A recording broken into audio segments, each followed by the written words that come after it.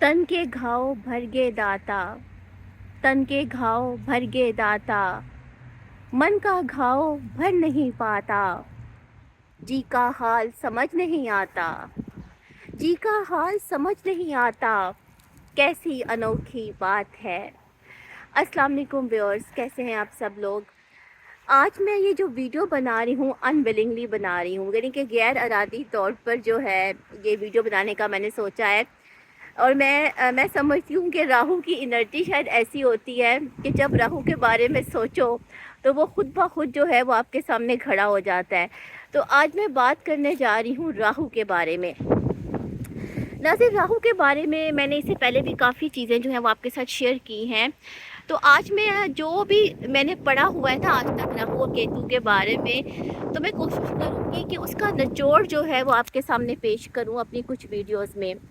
तो बात ये है नाज़रीन कि जब आप एस्ट्रोलॉजिकली प्लैनेट्स की बात करते हैं, जब आप प्लैनेट्स को जो है ज़िंदगी के साथ जोड़ते हैं, तो जो ग्रहण होते हैं ना, ठीक है, जो एक्लिप्स होते हैं, वो भी तो इस कायनात का ही हिस्सा है, यानी इस कायनात में ही जो है उनकी एनर्जी है।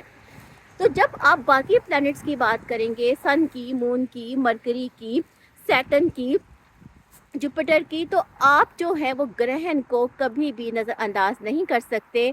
तो राहु और केतु जो हैं वो मेनली वो एक्लिप्टिक पॉइंट्स हैं, ठीक है। उनको मून के जो है मून की एनर्जी के साथ, मून की एक्सटेंडेड एनर्जी के साथ रिलेट किया गया है, जिसको कि नोड्स ऑफ मून कहा जाता है। अब नाज़रीन, बात ये है कि ये जो ग्रहण होते हैं ना, ये जहाँ आपके चार्ट में, आपके नेटल चार्ट में होते हैं, राहु केतु की बात कर रही हूँ, ठीक है, राहु की बात कर रही हूँ, जिन हाउसेस में होते हैं, जिन साइंस में होते हैं, जिन नक्षत्रास में होते हैं, उन हाउसेस से रिलेटेड जो है ना वो आपकी ज़िंदगी में भी कुछ ग्रहण लग जाते हैं। अब ये ग्रहण जो है ये बहुत सारी इनकी डिफरेंट सूरतें हो सकती हैं। ये साइकोलॉजिकल भी हो सकते हैं, ये इमोशनल भी हो सकते हैं, ये मेटाफिज़िकल भी हो सकते हैं, और ये बहुत सारी और फॉर्म्स में भी जो है ये ग्रहण हो सकते हैं।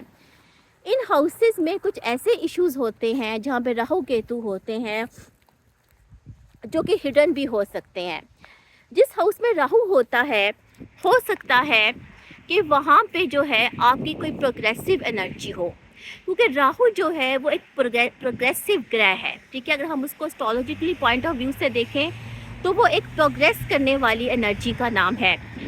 आपके नेटल चार्ट में जहाँ राहु होता है, हो सकता है कि वहाँ पे आपकी प्रोग्रेसिव एनर्जी हो, लेकिन उसके साथ साथ जो हैं वहाँ पे कुछ एल्यूजन्स भी हों, ठीक है, कुछ शैडोज़ भी हों, जिसको कि आप जो हैं वो डिस्कवर करना चाह रहे हों, मगर वो आपके हाथ में ना आ रहे हों। जैसे कि इंसान होता है ना, जब हम चलते हैं तो हमारे साथ एक शैडो होता है। अब हमें वो शैडो जो है वो नज़र भी आता है, हमारे साथ ही वो होता है ना, हमारा होता है, लेकिन हम उसको कभी कैप्चर नहीं कर सकते, हम उसको कभी समझ नहीं सकते। तो आप ये समझ लें कि राहु केतु की जो एनर्जी है वो भी कुछ ऐसी ही है, जो कि हमारी ज़िंदगी के उन हिडन नोड्स के साथ जो है वो रिलेटेड होती है। अब राहु की जो शबीह वैदिक एस्ट्रोलॉजी में बयान की गई है, वो ये है कि उसके एक हाथ में तो जो है वो तलवार है, ठीक है, और एक हाथ जो है वो उसका ऐसे है, ठीक है, यानी ऐसे जो है वो फैला हुआ है, और जो उसका ये आर्म है ना, उसके पीछे उसका एक और हाथ है जिसमें उसने डिस्क पकड़ी हुई है।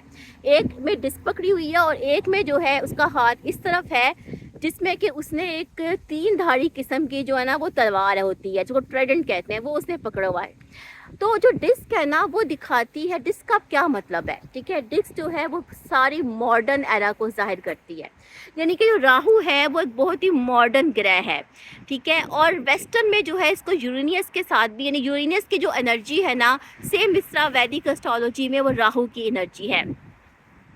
राहु जो है नाज़रीन वो मैनिपुलेटिव ग्रह है, ठीक है, और वो ड्यूलिटी के ऊपर काम करता है। राहु केतु की जो एनर्जी है वो कायनात की क्रिएशन का रीज़न है, क्योंकि जो दुनिया है ना उसका जो निज़ाम है ना वो इख्तिलाफ़ अमल पर कायम है। जैसे दिन के साथ रात है, रोशनी के साथ अंधेरा है, फूल के साथ कांटे हैं, तो यही जो ड्यूलिटी ऑफ नेचर है ना ये राहु की है।